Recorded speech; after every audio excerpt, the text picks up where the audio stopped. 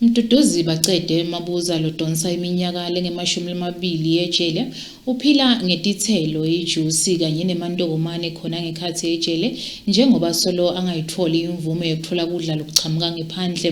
Lokhu kuvele enkantolo enkulu ngesikhathi kutekwa yona indzaba yalesicelo sakhe.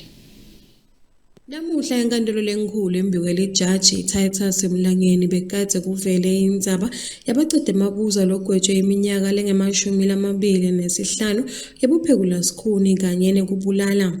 Mabuza ubekade alunga lephalamende lenkundla yaseHosia kanti-ke wafaka isicelo enkantolo sokuthi akhoneke kulethelwa kudla kwakhe lokuchamuka ngaphandle lapha etilongweni.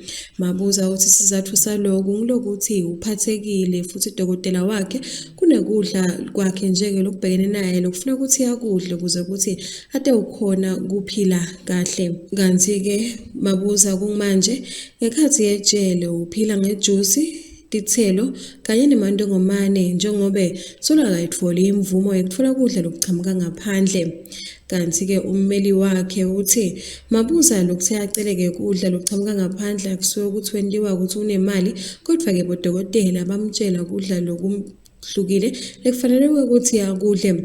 Kuthiwa-ke Mabuza ukugula kwamcala ngeminyaka wa-2008 kanti umnyango weCizatimilo uyakwati lokhu.